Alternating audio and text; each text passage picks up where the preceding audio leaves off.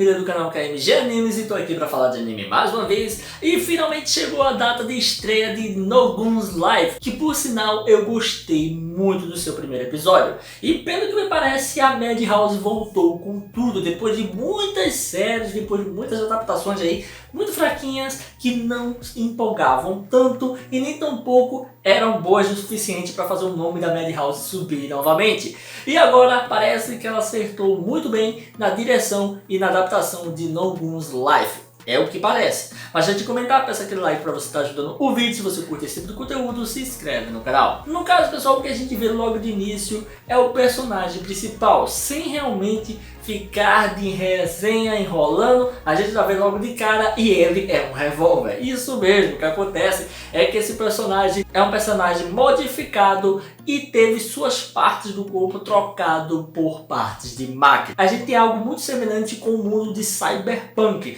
coisas realmente futuristas e que tem pessoas modificadas quase como máquinas, muitos ciborgues e coisas assim.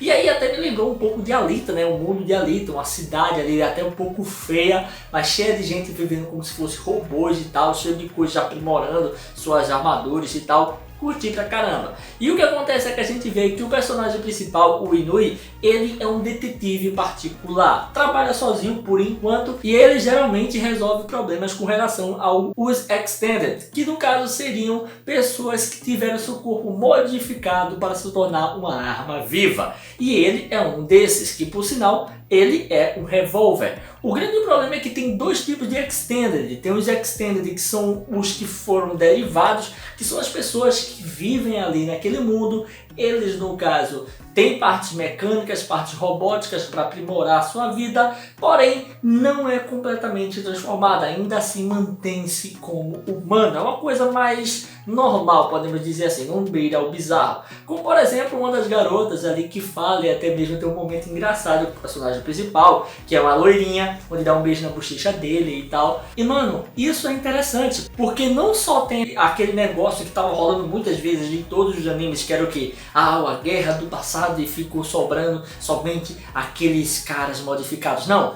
a gente tem os caras que eram grandiosos modificados de combate, que no caso é o caso do Inui, e também temos as outras pessoas que são de fato pessoas que conseguiram essas modificações ao longo do tempo, porque estamos vivendo no futuro. E o que acontece é que a gente acaba vendo que do nada, simplesmente quando o protagonista está chegando em sua casa, ele acaba se encontrando com um outro Extended, ao que parecia ser. E ele é gigantesco, cara. No caso, ele ainda está carregando uma criança. E aí é que as coisas começam a ficar tensas. Pois ele, por mais que quisesse falar com a polícia e entregar aqueles inimigos, eles mostram ser não inimigos, mas sim aliados, ou pelo menos pessoas que estão sofrendo, são vítimas de si. Então, no caso, ele pede para que o cara ali, ele ajude, no caso ele, a proteger aquela criança, que estaria sendo procurada pelo Departamento de Segurança, e eles estariam sendo caçados. E da forma que as coisas estavam rolando, parecia realmente que eles eram vítimas. Até porque o personagem não tinha nem ligado para o Departamento de Segurança, e eles já estavam na porta. Então,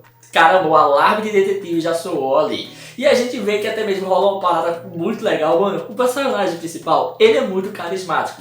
Desde os momentos que ele se impõe como uma pessoa séria, até mesmo bota moral em cima dos outros, porque as pessoas conhecem ele, sabem que ele é um cara bom, é um cara que ajuda os necessitados, mas também sabem que ele é um cara realmente linha dura, que pode fazer coisas incríveis. Então todos os inimigos, como as pessoas que são aliadas dele, têm um certo respeito por ele muito grande. Até mesmo ele vai falando ali que no caso, se ele tiver quebrado alguma regra com relação às leis dos Extended, ele no caso não teria problema nenhum em quebrar outras. Ou seja, ele praticamente ameaçou os caras ali, ó, se quiser invadir meu escritório, a gente vai ter que quebrar pau aqui. Você não vai procurar nada aqui não. E os caras realmente entendem o que ele estava falando. E no fim das contas a gente vê que não é muito explicado o que está acontecendo. O robô ali sai em disparada para poder de fato fazer com que o personagem principal não tenha problemas e consiga fugir ali com o garoto, até porque eles combinaram, né? Ele se tornou o cliente do protagonista. O interessante de tudo isso é que o garoto nunca acorda, que ficou me enchendo o saco isso, porque eu fiquei pensando, mano, o cara nunca acorda. Esse tempo todo um cara lascado, por que será? que tá ali, desmaiado. E isso é mais explicado mais pra frente. Mas antes de eu falar sobre isso, existe uma organização essa que está por trás de várias coisas com relação à guerra também dos Extended. E essa organização ficou extremamente poderosa, e é aí que ela entra no esquema. O que acontece é que quando o personagem principal, ele começa, no caso, a proteger aquele garoto, até pede ajuda médica pra poder, no caso, cuidar do garoto que tá ferrado, tá todo lascado, velho. Ele realmente tá cheio de cortes. E o que acontece é que a gente acaba vendo uma freira que aparece ali e ele facilmente se liga que ela não é uma freira de fato, porque ela está em vários lugares, ela aparece nas partes bem oportunas, sem falar também que ela querer cuidar daquele garoto e dizer que é de um orfanato, que quer cuidar dele e ter amor por o garoto, é uma pura mentira, sem falar que o garoto tá com os tendões dos seus pés cortados, então é pra ele não fugir mesmo. E aí é nesse momento que ele suspeita da mulher. E a gente vê até um momento com o fanservice, claro, que é engraçado, tava tão tensa a situação, tava tão boa a animação, e aí do nada a gente vê o protagonista fazendo aquela cara de besta dele. Mano, como é que uma arma tem uma carinha fofa de besta? Mano, é muito engraçado, curti pra caramba. E o diretor sabe muito bem fazer a comédia dentro dessa situação tensa, não é nada escrachado, é simplesmente uma coisa sutil que acontece ali que você ri, se diverte e ainda entra no clima com o protagonista. Como eu falei, é extremamente carismático o personagem principal. E no fim, a gente acaba vendo que chega ali o grande robô para proteger eles dois, e impedir que elas ferrassem eles. Onde até mesmo a gente acaba sabendo um pouco mais sobre o personagem principal, que ele de fato é um Extended que é escravo de humanos ou de outra pessoa. É um Extended feito para ser usado apenas como arma. E se é uma pessoa para controlar o gatilho dele, no caso que tem atrás da sua cabeça, ele não pode ter um ataque 100% efetivo, porque ele era usado apenas como a arma de alguém, então teria que ter um parceiro para lutar efetivamente. O grande problema é que ele não tem, então ele estava em desvantagem. E naquele momento, mais que o robô ali tivesse dado vantagem a ele, a gente ainda vê que a garota acaba ferrando ele e aquele robô, onde de fato consegue ficar com o garoto. Eu achei interessante porque realmente não teria como ele fazer alguma coisa realmente incrível ali, alguma coisa assim, protagonismo, para poder no caso vencer aquela freira. Porque realmente toda a história e o enredo mostra que ele não tem como combater 100% aquelas pessoas assim tão facilmente.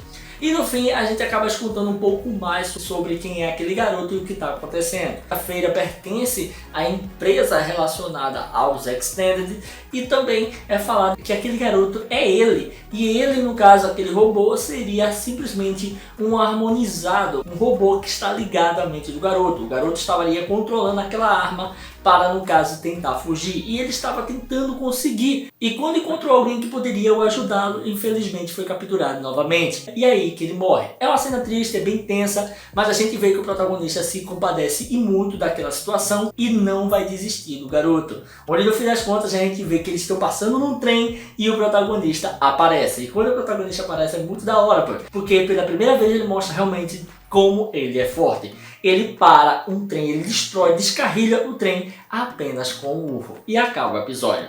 Mano, esse final me deixou muito empolgado. Eu tô muito feliz com o que eu vi, o que a Madhouse trouxe pra gente. Tendo em vista que a Madhouse não tava trazendo muita coisa legal. E agora ela já traz um negócio bem feito. Com animação boa, bem detalhada. E claro, não teve uma animação fluida, mega fluida, muito bonita, porque é o início da história. Eu creio que ainda pode ter cenas bem impactantes mais pra frente. Tô torcendo muito para que esse anime continue bem, da mesma forma que ele foi nesse primeiro episódio. E é isso aí, galera. Se você curtiu esse vídeo, dá aquele like, comenta, não deixe de se inscrever e ativar o sininho para estar recebendo notificações dos vídeos que eu postar aqui todo dia. Beleza? Valeu, galera. Fui!